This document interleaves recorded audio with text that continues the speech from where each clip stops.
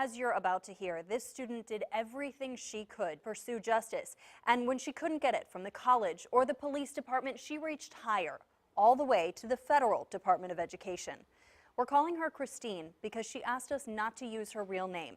Here's her story in her own words. When I was, I guess early in my junior year of college, I was assaulted on campus. Over the next several months, things were, I would say, grossly mishandled by William and Mary. 2 years prior, as a freshman, Christine, as we'll call her to protect her identity, looked forward to her next 4 years. I was excited to go there as a student. I found my community really early on, which I felt really fortunate to have done. And yeah, I mean, I was doing well. That changed one morning in September of 2015 when Christine woke up after a friend's birthday party. I didn't really know exactly where I was, and then realized who I was with, and sort of slowly started to piece together all of these individual factors, like I'm naked and I'm sore, and none of this was what I expected. And it was like little by little, everything kind of clicked into place. Like, this is wrong, this is wrong, this is wrong. But at the time, Christine didn't quite realize how wrong. It wasn't until she called her brother a day or two later that she realized she needed to go to a hospital. And I had these like bruises and burst blood vessels all over like my hip and thigh from that for a couple of days after. That was all recorded during the exam, and Christine did go forward with reporting the assault to the university and William and Mary police. She waited to hear what the next steps would be. I remember that time, and it felt like free fall for like a month, waiting for something. From mid-September to mid-October, no response from the university. That's Christine's first complaint, and the list grew longer and longer. Next, she says William and Mary discouraged her from getting a lawyer and provided an ineffective advisor to guide her through the process. I met with her one time right at the beginning of when I had reported and asked what I could expect from the process, and she couldn't answer it and pulled up the policy website, which was, I think, the moment that I realized I was going to have to teach myself. Christine followed up with the officers investigating her case, but that process died quickly. We were basically told by the officers that we were working with that the Commonwealth attorney would never pick up her case because there wasn't enough evidence and that we should drop it. She says she later found out from a Title IX investigator they never even opened up the results of her hospital exam after the assault. Finally, the dean missed the deadline to give Christine the determination in her case, which is the university's version of a verdict. And when she did get it, it kind of came down to this weird, I don't even know how to describe it, but this very strange logic in my determination letter. Getting that determination letter was, to Christine, the final insult in an already demeaning process. So what was the determination and the strange logic behind it? That's all coming up on Wavy News 10. And although William and Mary can't talk about specific cases, we did talk to them for a long time about how they deal with sexual assault and how they make a decision in a case like Christine's. That's also coming up on Wavy News 10 at 6. We'll talk to any survivor of sexual assault, and they have a horrible story to tell. But for one William and Mary student, the horror didn't end with her assault. Instead, it dragged on and on for months as administrators and investigators worked on her case. She felt victimized a second time by the college itself. 10 on Your Side's Lex Gray investigates what happened. At 5:30, you heard from a William and Mary graduate who's behind a Department of Education investigation into the college.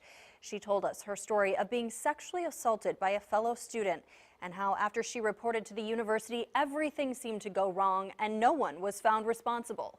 Now you'll hear how William and Mary administrators decide cases like hers and what a legal expert has to say about it. There is no perfect scenario for the people that do what we do in terms of resolving these issues. William and Mary's Dean of Students, Marjorie Thomas, is referring to the pervasive issue of sexual assault on college campuses. In federal documents and in conversations with 10 on Your Side, some students say the school needs to admit it has a problem. When I was, I guess early in my junior year of college, I was assaulted on campus. This woman, who we're calling Christine, is a William and Mary graduate who's now pursuing a Title IX investigation with the Department of Education because of the way she was treated after a sexual assault on campus in 2015. Things were, I would say grossly mishandled by William and Mary. Christine says the university discouraged her from getting a lawyer, missed deadlines during its investigation, misrepresented the facts of the case, and skipped over witnesses. It's a huge, huge disappointment and betrayal. William and Mary administrators can't talk about specific cases, but they did talk to us about how they handle sexual assault after a student reports it. Our primary goal is how do we support and take care of that student? Christine didn't feel that, and she also had a big issue with the conclusion of her case. The school found, yes, Christine blacked out, but her accuser couldn't have known that, so they couldn't find him responsible. To me, I hear, you were raped, but he's not a rapist. Here's how Thomas and Mason explain how they could come to a decision like that. The survivor is saying to us, I believe I've been harmed, or I know I've been harmed, and we don't have any evidence of that. When evidence exists, I think it gives us more to work with, but it doesn't mean necessarily that a harm didn't occur. Thomas and Mason defend that logic because they have to consider the rights of both the accuser and the accused. It protects both sides because, we can't, if there's evidence to show that the person would not have known that the consent was valid, then you can't hold somebody responsible for what they shouldn't have known. But the way Christine's case went presents a legal problem for the university.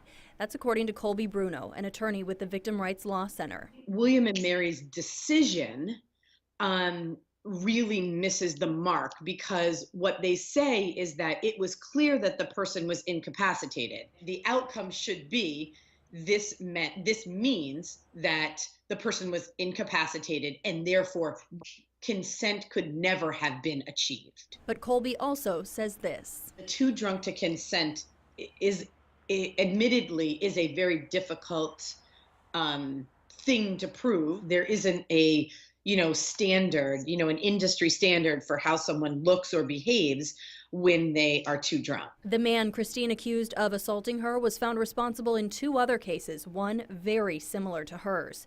She says that's proof the university needs to do better and apply the same policies to every case. We're always looking at how could we have done this better? How can we communicate better? How can we be more transparent? But Christine doesn't buy that, and she's not alone. In 2014, the Department of Education opened a similar investigation, looked at 80 cases, and found William and Mary needed to make improvements.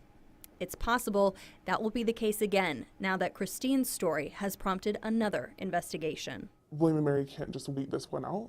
William and Mary cannot legally respond to Christine's specific accusations, but in our conversation with them, they emphasized again and again that taking care of victimized students is their top priority. And even if they don't pursue action against anyone, they still provide resources to survivors and try to help them through their recovery. To get a full understanding of what happened to Christine and how the university responded, we've posted extended interviews and pages of documents online. Just look for this story on wavy.com. I'm Lex Gray, 10 on your side.